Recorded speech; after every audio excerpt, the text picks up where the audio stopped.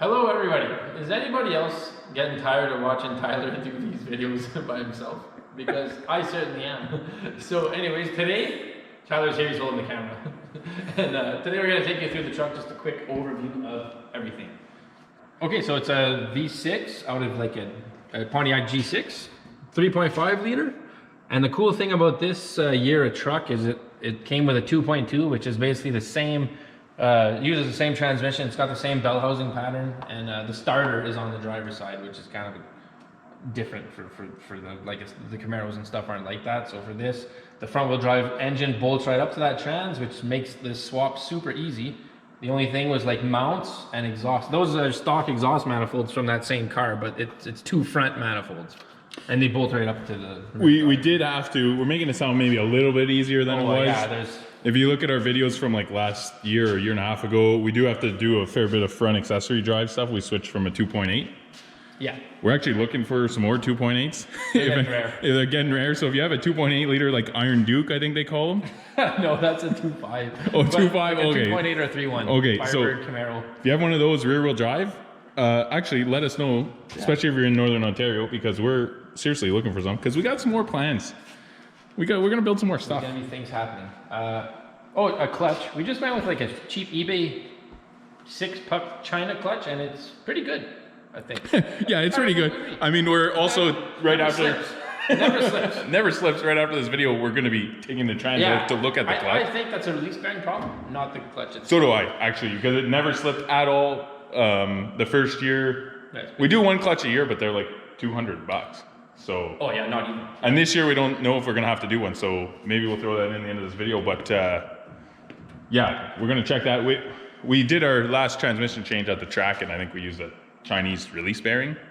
Yeah, that's most likely what our problem is. Yeah, probably. But we'll find out. So we're gonna put a quality release bearing in it. Yeah, no kidding. That is super important. But the clutch seems to be working. But yeah, so this is our front wheel drive motor. That's now a rear wheel drive, and I mean, you guys seen it perform on track. It's pretty dang good. I think it's 205 horse, 205 torque. Something like that. Mistaken. You're giving away the secrets.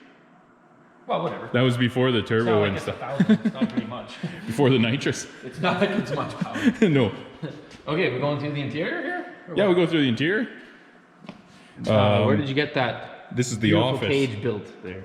The cage was actually, we built the cage in this garage. It was a combo effort between everyone on the team pretty much. NASCAR style bars, obviously your regular 5-point harness stuff, removable steering wheel. We kind of gutted the dash, but one thing we did do, and it really came in handy, was leave the stock defrost. It's like a couple extra pounds, but instead of trying to like rig our own defrost, it actually has a heater core in it still. So that'll, if it's raining out, we can use that to defrost the windshield. So that's kind of handy. The big parabolic mirror is awesome. Oh yeah, that's true. Like yeah, that, perfect. Keep an eye on everyone. You barely need the side mirrors. I mean, the side mirrors that we built just last year, these things are sweet too. They're parabolic as well. The factory ones are so big on these trucks. Yeah, they hang out to like here. Gigantic. So yeah, I mean, we got everything in here: radio controls, fire suppression, some junk on the ground, of course. Tablet mount, so we can watch our lap times, GPS. Computer's still in the duct tape and trash bag there on the ground. That's our enclosure there. We might fix that. Full Lexan windows, full cage like we said, all the way around. Super high clearance. Like we literally made this cage like you can't even fit your finger between there. We actually cut the back of the cab to fit that, and that was just to get some tall guys in this regular cab. It was somewhat of a regret once we started. Well, it's tight. It's tight. Actually, another thing we did too, we actually did the Miata style seat drop, where I don't know if you can see that there, but we actually had to cut the seat, and it's probably lower than the floor by 3-4 inches. I forget exactly, but. And then of course the seat's all mounted into the cage. So these bars are all tied to the cage, and then they come back here into the cage. So it should be pretty safe. Suspension. It's a stock 7.5, 373, I think. Yeah, for rear end, open diff. I mean, the first year we thought that was maybe an issue. Turned out not too bad last year. We did swap to Blazer style brakes. Yeah, Blazer came with rear disc. So.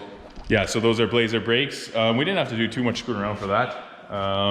In the front, of course, we did a little bit more work for those. We actually went to a 4th gen catfish, as you may call it, Camaro brakes. So LS style, yeah. LS style Camaro brakes, and they got big 2-piston calipers, and they're like 11-inch rotors or 12-inch rotors. Anyways, these things are pretty good. You can tell they're pretty heated up from the last race there, but yeah, and some gravel in the brake ducts. That's pretty impressive. And I guess we can go through how it's lowered. Yeah, well, I mean, It's got in the rear Beltec leafs, Bilstein shocks, which are a factory option for this thing. And it's got a block. What about a 1-inch thick aluminum block? yeah, I think it's 1-inch block. These are actually better than the factory Bilsteins. They're like improved valving. I did not know that. That's for the rear. We're jumping around a little bit here, but I mean, that's our style. Back to the front. One thing we do have is ZQ8 sway bars front and rear. Not factory on this truck. The front end is completely new. The only thing factory is the lower control arm stampings. We've got tall ball joints, drop spindles, short tubular upper control arms. Check out these big spacers just to get the camber that we need. What else we got going on in here? I'm trying to remember. There's a pile of stuff. Lowering springs. Lowering springs on Who made top. those? Yeah. I forget. I forget what they are. Those are going to be soon coming out. We're going to have a video on that. We're swapping the coils. We're actually going to be doing some pretty major mods to the front suspension on this thing, and it's going to get a lot better, but the control arms will stay the same. Spindles will stay the same. And yeah, I mean, you guys have kind of seen it perform on track. It does all right. Sticky tires help a huge amount. We've done a bit of aero stuff, obviously. That helps us. We're shaped like a brick. So Like the this wasn't actually for aero. This was actually at Calabogie to keep us warm. The engine was running too cold, believe it or not. So we actually like taped off half the grill, and then we actually taped off the oil cooler. That's engine oil cooler, and then it kind of covered half the grill. yeah. No little power steering cooler here too. Power steering cooler, like all these little I don't know things if it's that required, but it's on there. it seems to It was help. boiling over once, right? Yeah. Yeah. All these little things that like you don't think about, and even I forget about, that we've added. It's really not much factory stuff left.